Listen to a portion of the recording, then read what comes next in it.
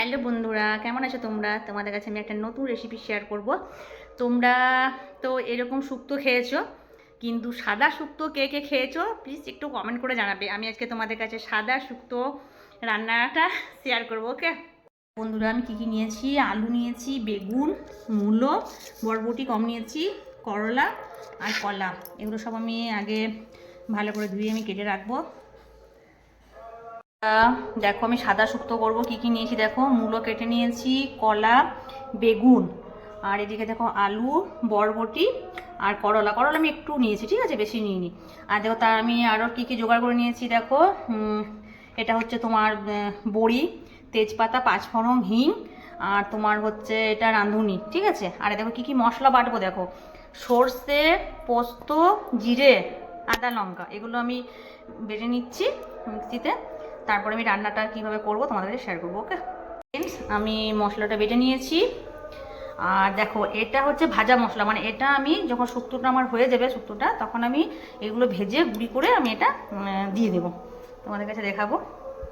চলো ফ্রেন্ডস, আমি দেখো এবারে আমি কড়াই গরম করতে দিচ্ছি। কড়াই গরম অলরেডি হয়ে গেছে। আর শুক্তোটা যেন একটু তেলটা বেশি লাগবে। আমি মানে যতগুলো আমার আনাজ আছে আমি সবগুলো ভেজে তুলে রেখে দেবো, ঠিক আছে।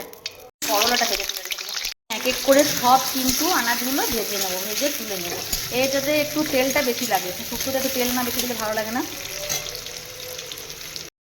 আর আমি দুধ নিয়ে রেখেছি, দুধ দিয়ে হবে সাদা শুক্তোটা। দুধটা একটু আন্দাজ মতো, মানে আমি সবজিটা আনাজ হিসাবে আমাকে দুধটা নিতে হবে। দেখো ফ্রেন্ডস, আমি কিন্তু প্রত্যেকটা আনাজ কিন্তু আমি ভেজে নিলাম, ঠিক আছে। ভেজে দেখো সব তুলে নিচ্ছি। তোমরা আমি কিন্তু সব আনাজগুলো দেখো আমি ভেজে নিয়েছি। ওকে, তোমরা ভেজে তুলে নেবে। চলো কড়াইয়ে তেল দিই, বললো না তেলটা একটু বেশি লাগে। একটু ভালো টেস্টি খাবার খেলে তেলটা একটু বেশি লাগে। দেখো আমি কি কি দেবো। পাঁচফোড়ন দেবো, তেজপাতা দেবো আর হিং দেবো। ওকে, হিং দিচ্ছি। তারপর আমি যে মশলাটা আমি বেটেছি সেটা আমি ভেজে নেব।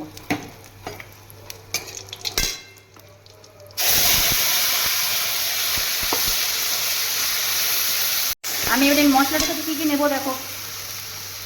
এটার সাথে আমি ধনে আর জিরে কুটো একটু নিয়ে নেবো, একটু নেবো, বেশি না।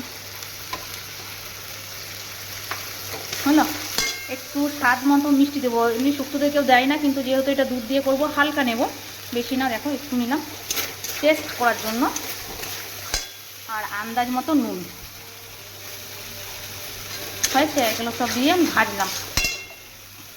একটা জিনিস কিন্তু দিলাম না, তোমাদের সেটা কমেন্টে বলতে হবে আমি কোন জিনিসটা দিইনি, ঠিক আছে। তোমাদের কিন্তু এটা বলতে হবে।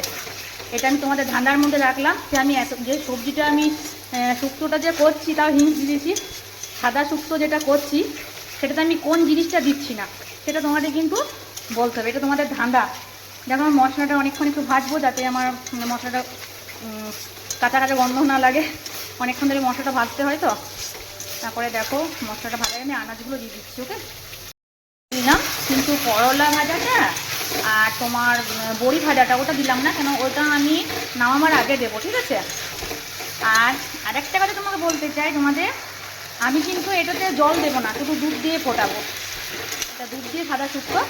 আর রাঁধুনিটা নামাবার আগে আমি একটু দিয়ে দেবো, নামাবার আগে আমি শুকে নেবো রাঁধুনিটা দিয়ে। আর ওই যে আমি ভাজা মশলাটা রেডি করছি সেটা দেবো। দেখো আমার ভাজা হয়ে যাচ্ছে। এবারে আমি দুধ দিয়ে দিচ্ছি, দুধ দিয়ে দিলাম। এটা যেমন হয়ে যাবে নামাবার আগে আমি ওইটা যেটা করলাটা ভেজেছি আর বড়ি ভাজা ওগুলো দিয়ে দেবো। আমি এবারে ঢাকা দিয়ে দেবো, এটা সেদ্ধ হোক। যেহেতু ভাজা হয়ে গেছে আমার টাইম লাগবে না, তাড়াতাড়ি হয়ে যাবে এটা।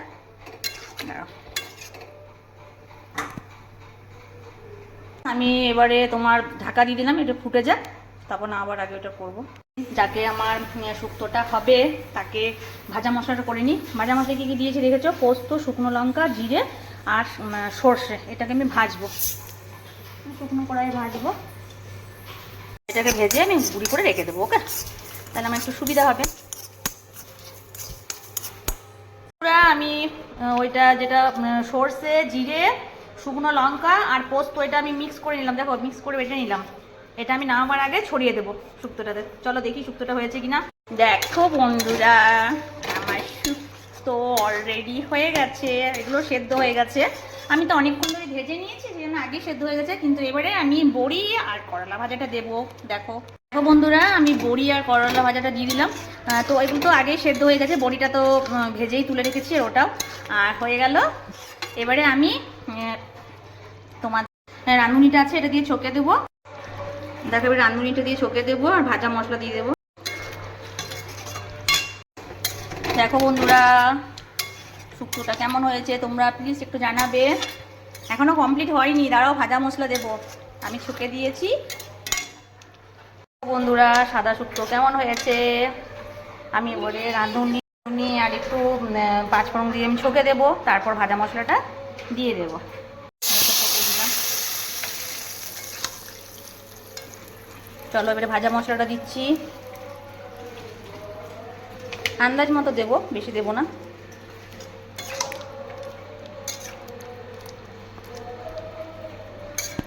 দেখো বন্ধুরা, আমার সাদা শুক্তো হয়ে গেল। কেমন হয়েছে প্লিজ একটু কমেন্ট করে জানাবে। আর তোমরা এটা বাড়িতে ট্রাই করবে, অবশ্যই ভালো হবে আর খুব ভালো লাগে খেতে। তোমরা একটু জানাবে কেমন হয়েছে শুক্তো রান্নাটা। আমি তো করলাম, আর আমি এটা কার কাছে শিখেছি সেটা বলে দিই, না হলে তো আমাকে বকবে, বলো আমার নামটা করলি না। আমার দিদি ভাইয়ের কাছে, কৃষ্ণা মুখার্জি আমার দিদি।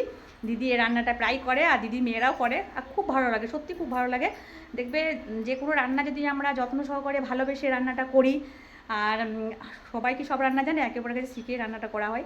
যাই হোক, রান্নাটা কেমন হয়েছে দেখবে, আর ভালো করে রান্না করলে অবশ্যই ভালো হবে। মনে হচ্ছে তো রান্নাটা ভালো হয়েছে। তোমরা প্লিজ একটু কমেন্ট করে জানাবে, তোমরা বাড়িতে ট্রাই করবে। টাটা।